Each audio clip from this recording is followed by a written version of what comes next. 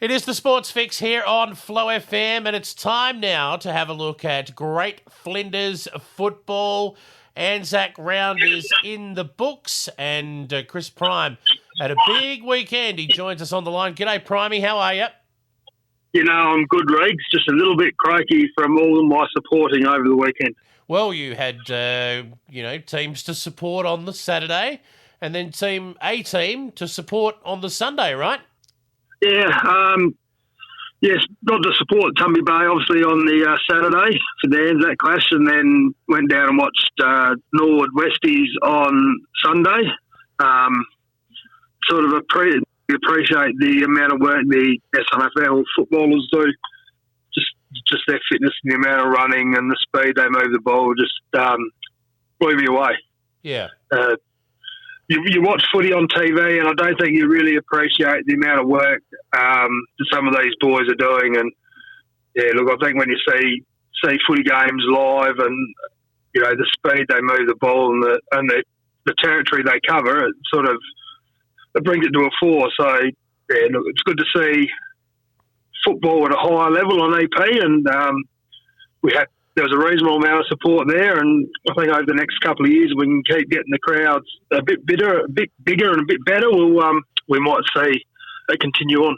Lots of former EP boys as well, sort of back in their home territory, I guess you could say. Not all of them originally from Port Lincoln, of course, but a lot of them very familiar with Centenary Oval, having played Mortlock Shields and other junior carnivals on that ground. Yeah, look, there were a few EP boys, and I think they talking to a film Sunday night, and they really enjoyed actually being able to play in front of your family and friends at home, pretty much. Like, you know, you do it in Adelaide and you have a small group of family there or friends there, but yeah, they probably copped a bit of flack from their mates on the sideline, which made it all much more fun. Yeah. All right, well, let's have a look at Great Flinders footy from the weekend, the day before, on the Saturday. And we will start with your boys, Tumby Bay in the A grade. Very impressive performance, it's got to be said. The Saints struggling a little bit again early, but geez, Tumby Bay, no struggling here. 23-13, 151 against the old foe, Air United, 3-2-20. Got it done at both ends of the ground, mate. Oh, look, they did, and I mean, it's a little bit of cattle. Air United probably two or three quite key players short of being competitive, and Tumby jumped them. I don't reckon we hadn't been barely in the change rooms, and it was 5 goals to nothing, and that's pretty hard to come back from when you're you're a little bit behind to start with. So you normally hopefully to get out there and be competitive for that first quarter or the first half, and then maybe you might fall off. But yeah, the wheels had gone by, I reckon, 8 or 9 minutes into the first quarter. So United battled hard, but yeah, there's just too many good players on Tumby's side. Well, here's a couple of them for you. Austin Montfrey's up front. You'd be pleased to see another goal kicker in that Tumby Bay jumper doing good things. Kicked 8 on the day, if you don't mind. Yeah, look, he had a good day out. Like, he was set up as the target, and for once, because of probably a little bit less pressure up the field, the Tumby boys hit him up pretty well. So, you know, like, you can have a key target, but you've got to be able to use it as well. And Tumby set up pretty well, and they made sure they could use him. Well, one of the blokes that consistently hit him lace out was Kai Miller, who is probably the key recruit across the Eyre Peninsula for mine. I mean, this guy is a star when he's at his absolute best, and he was best for Tumby Bay in this game, and he's going to loom large for most clubs, most oppositions this year. Yeah, he knows where the ball is going to be. He reads the play really well, and if he can stay fit, he'll be a very handy asset for Tumby. Joey Walker is almost like a new recruit as well, and I noticed he was in the best as well. So very, very handy to have all of those guys up and firing so early in the year. It is, and probably one of the best blokes and the best players, which is a name to look out for, is the captain of my Colts side, is Oz Richardson. I think the first 2 games he's been the best both weeks, and for a 16-year-old kid, like, you're starting to put your name up pretty well if you're regularly in the A grade best players. So, he'll be one to look out for in the future. Comes from okay stock too, just quietly, young Oz. Yes, there's a pretty good history of sportsmanship in the Richardson family. For the Air United side, Clifford Warrior, handy recruit for them. He was pretty good too. The Forest boys and Raheem Betts as well, named in their best. So there's some positives there for the Saints, but the depth just isn't there, is it?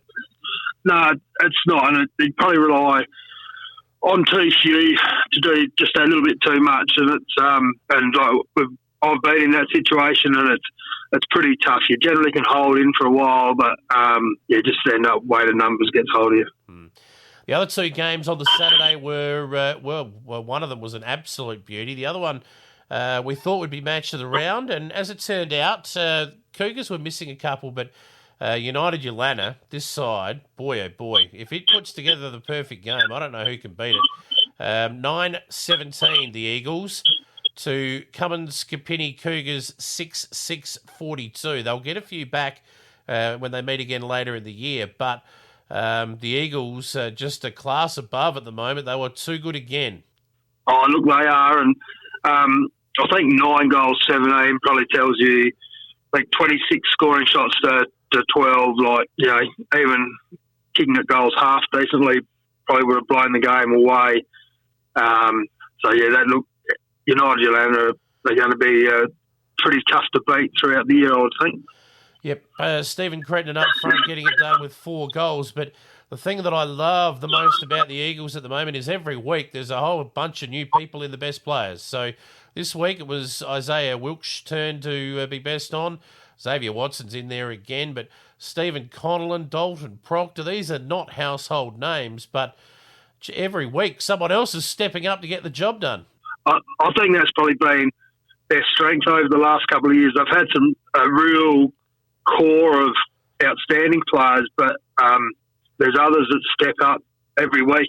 If someone has a slightly bad day, there's someone there to step up. Like if someone is missing due to injury or other commitments, then there's always someone to step up. Their depths and not just A to B grade, but their depth around the ground. Like if an on-baller goes down, there's someone else that can go through there. So, that's hard to match in country footy when you've got, not just one set of on-ballers or 2 sets of on-ballers. There's 3 and 4 that can rotate through there and really don't give any reprieve to the opposition. So, once again, they're just going to be tough.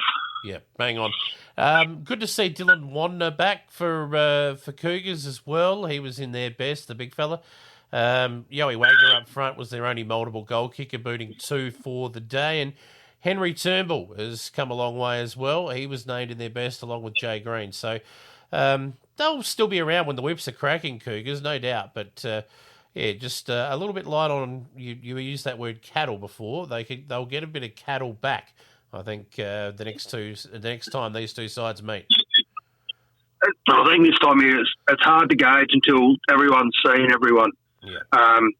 We go through and we're trying to judge how sides are going, but until we've all played each other, then it is really hard to try and put in perspective where everyone sits. But just going on form, I think Cougars will be around the mark, and they'll just have to step up their game from Saturday to take on the Eagles. Yes, we'll get to that in a minute. But Ramblers taking on Lock. It was the last match of the round. This was the closest of the round.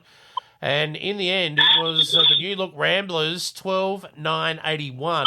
Too good for Lock, 10-3-63. And, of course, they welcomed back Wes Bilney and welcomed his brother Kingsley. Both of them had big impacts on this game. Wes booting 3, Kingsley named in the best. They are class acts. Yes, they are. They'll be very handy inclusions into the Ramblers side. I think Locke lost a few through health and safety protocols, I think we're calling it. I think that's the correct term. Yes. At the moment. So that put a bit of a dent in their day. They ended up forfeiting the B grade, and I think that's probably a major part of that. Probably going through Ramblers once again. A lot of their younger kids are in their best players, and look, last year that was an outstanding thing about Ramblers. Like, they'd lost a few of those older heads, but the young guys just stood up, and I think it'll be a highlight again this year. Like, the young boys running around that, they just know how to play footy, and it's hard to beat that youth when it gets going. Spot on. Some homegrown boys in the best as well. Jesse Rule, he is a very good player, and this has become his team now, Ramblers. I don't think there's any doubt about that. And whenever Ramblers play Lock, that Rule connection between the two sides is it's front and centre, isn't it? It is. And you have sides that you always like to perform against, and he seems to put his hand up these weeks most times. So he had a good day out, and as I said, there's a few young guys that keep putting their hand up, and it'll be interesting.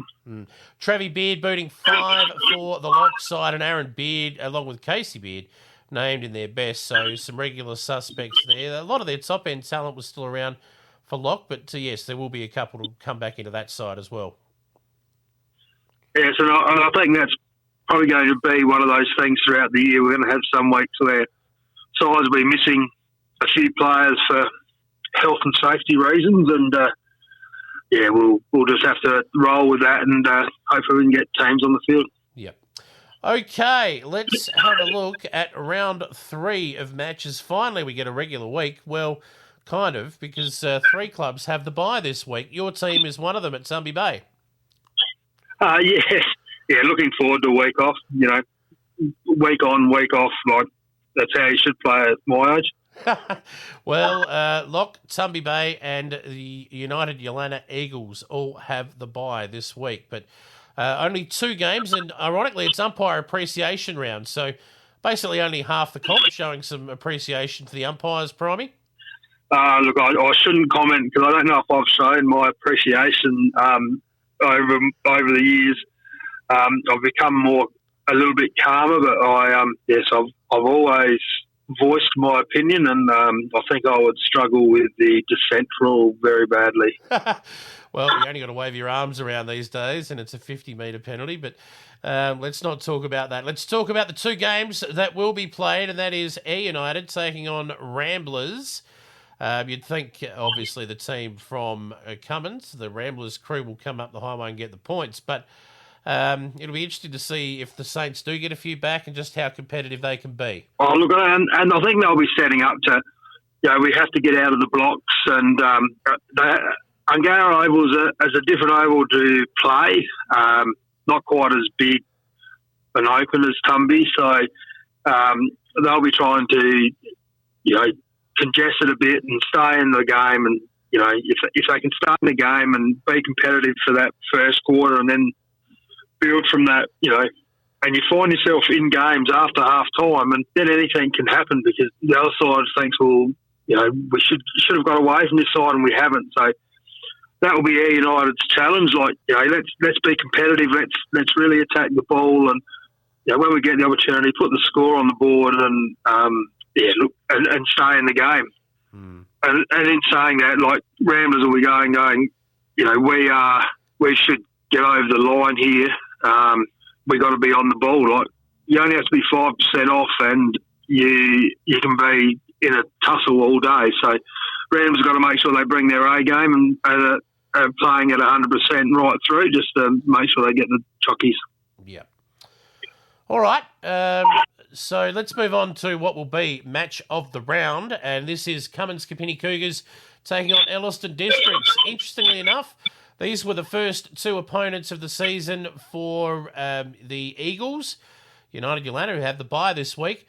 They were both beaten by similar margins in the end, and I think this will be an absolute beauty. Oh, look, yeah, I think it will be. Like, these 2 sides will be putting their hand up to be around at the end of the year, and Elliston districts will be just, I think they had 10 or 12 new blokes in their A grade that first week, and it's just now, week after week they get a better feel for how to play around each other, and they'll be pretty confident going into this game. But then the Cougars boys will be pretty sorry after last week and go, well, that's not really who we are. So they want to, make sure they put their hand up.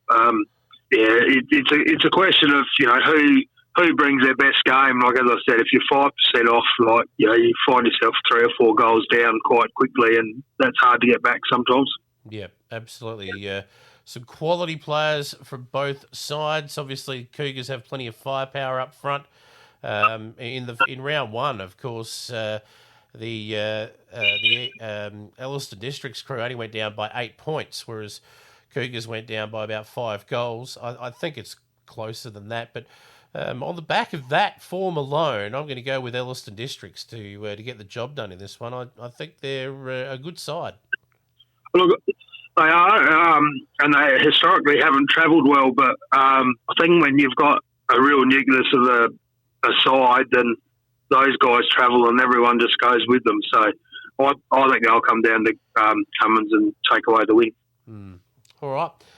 Well, mate, should be a cracking round. Obviously, you get to put your feet up, and unless you're going to go and play for under permit for another club somewhere in the Eyre Peninsula, can we get an exclusive on that? Are you off somewhere else this weekend for a kick? I'm going to sit on my butt all weekend on the tractor.